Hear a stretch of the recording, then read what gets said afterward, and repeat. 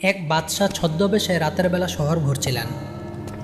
হঠাৎ দেখলেন এক বৃদ্ধ ভিক্ষুক অন্ধকার গলিতে বসে আল্লাহর কাছে এমন একটা দোয়া করছেন যা শুনে খোদ বাদশার পা থেমে গেল, চোখে পানি চলে এলো।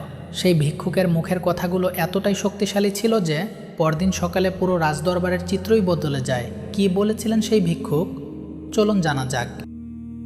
বাগদাদের সেই ন্যায়পরায়ণ বাদশাহর এক অভ্যাস ছিল, মাঝে মাঝেই ছদ্মবেশে রাতের শহরের অলিগলি ছোট ছোট রাস্তা হেঁটে প্রজাদের খবর নিতেন। তিনি বিশ্বাস করতেন সিংহাসনে বসে যে খবর পাওয়া যায় তার চেয়ে অনেক বেশি সত্যি খবর পাওয়া যায় সাধারণ মানুষের পাশে হেঁটে। তেমনই এক হাড় কাঁপানো শীতের রাত, পুরো শহর যখন গভীর ঘুমে আচ্ছন্ন, বাদশাহ হাঁটছিলেন এক পুরনো গলির পাশ দিয়ে। হঠাৎ এক ভাঙা দেয়ালের আড়াল থেকে ভেসে এলো এক ক্ষীণ কণ্ঠস্বর।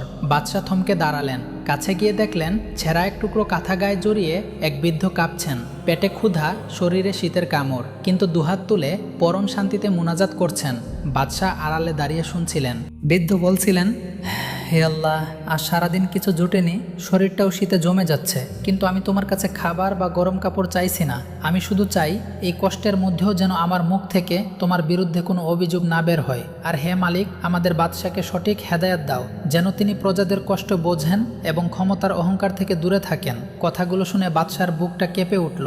লোকটা ক্ষুধার্ত, শীতে কষ্ট পাচ্ছে, অথচ নিজের জন্য না চেয়ে চাইছে বাদশার হেদায়েত। বাদশাহ আর নিজে থেকে সামলাতে পারলেন না, সামনে গিয়ে শুধালেন, বাবা, আপনি কেন সেই বাদশার জন্য দোয়া করছেন যে হয়তো আপনার এই কষ্টের খবরও রাখে না? বৃদ্ধ শান্ত চোখে তাকিয়ে বললেন, বাবা, বাদশাহ ভালো থাকলে পুরো রাজ্য ভালো থাকে। তার ভুল সিদ্ধান্তের কষ্ট আমাদের মতো গরিবদেরই সবচেয়ে বেশি সইতে হয়। তাই তার হেদায়েতের জন্য দোয়া করা মানে তো আসলে নিজেদের সুরক্ষার জন্যই দোয়া করা। বাদশাহ অবাক হয়ে জিজ্ঞেস করলেন, এত কষ্টে থেকেও আল্লাহর প্রতি আপনার কোনো ক্ষোভ নেই? বৃদ্ধ মৃদু হেসে বললেন, যে আল্লাহ আমাকে চোখ, কান আর দুনিয়ার সবচেয়ে বড় সম্পদ ঈমান দিয়েছেন, তার শুকরিয়া আদায় করতেই তো এক জীবন পার হয়ে যাবে। ক্ষোভ জানানোর সময় কই? শীত তো সাময়িক বাবা, কিন্তু ঈমান নিয়ে মরতে পারাটাই আসল সফলতা।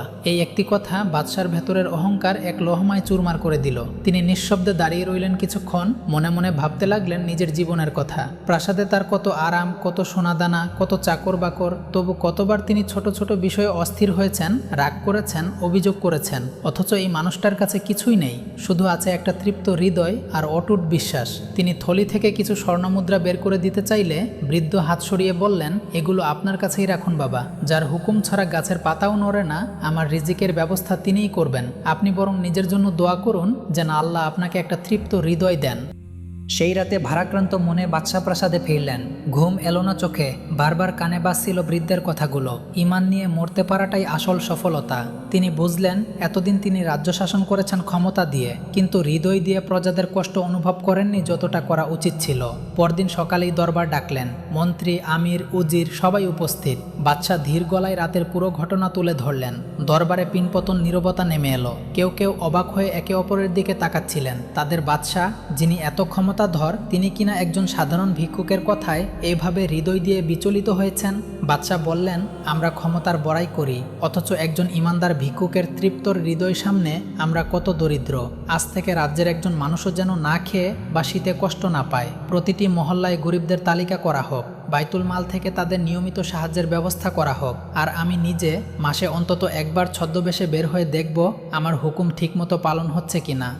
মন্ত্রীরা মাথা নত করে বাদশাহর হুকুম মেনে নিলেন। সেই দিন থেকে বাগদাদের অলিতে গলিতে শুরু হলো দয়া আর ইনসাফের এক নতুন অধ্যায়। বাদশাহ বহুবার সেই ভাঙা দেয়ালের কাছে গিয়েছিলেন সেই বৃদ্ধকে খুঁজতে, কিন্তু আর কখনো তাকে পাননি। কেউ কেউ বলে তিনি ছিলেন আল্লাহর একজন বিশেষ বান্দা, যাকে দিয়ে আল্লাহ বাদশাহর হৃদয় বদলে দিয়েছিলেন।